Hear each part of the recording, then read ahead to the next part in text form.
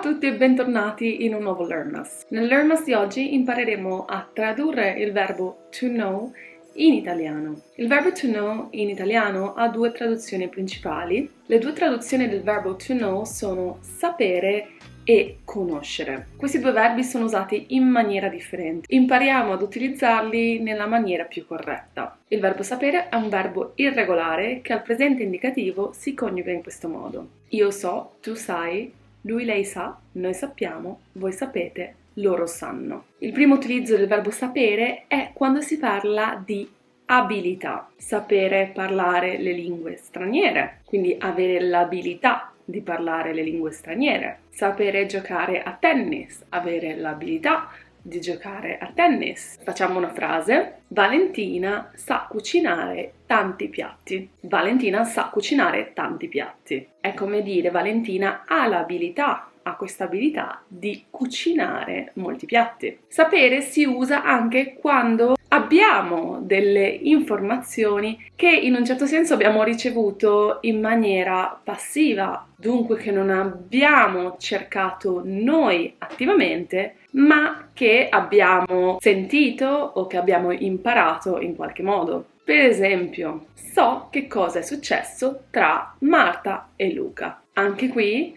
vuol dire che ho ricevuto delle informazioni riguardo a quanto è successo tra Marta e Luca. Il verbo conoscere anche si traduce con to know, però significa entrare in contatto con qualcuno. Il verbo conoscere si coniuga al presente indicativo in questo modo. Io conosco, tu conosci, lui, lei conosce, noi conosciamo, voi conoscete, loro conoscono. Facciamo una frase. Conosco Martina da molti anni. Conosco Martina da molti anni. In questo caso vuol dire che io ho incontrato Martina tanti anni fa e che quindi ormai sono in rapporti con lei. Conoscere però non si usa solo quando si tratta di persone, si usa anche qui con le informazioni. Ma contrariamente al verbo sapere, dove le informazioni sono ricevute in maniera più passiva, nel caso di conoscere le informazioni le abbiamo assimilate in maniera attiva,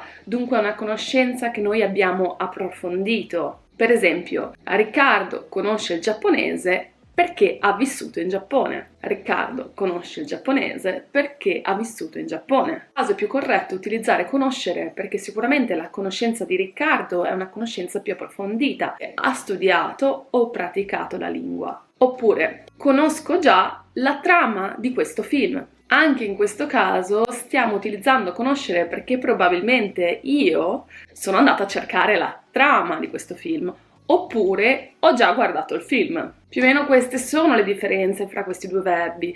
Sicuramente sentirete un po' più spesso il verbo sapere rispetto al verbo conoscere. Il verbo conoscere lo sentirete in particolar modo parlando di persone o di studi di determinate materie o temi. Per tutto il resto solitamente si utilizza sapere. Per il Learnmas di oggi abbiamo finito, spero che questo video sia stato utile, spero che abbiate imparato le differenze fra questi due verbi. Se avete dubbi o domande scriveteli nei commenti e noi ci vediamo prestissimo con un nuovo video.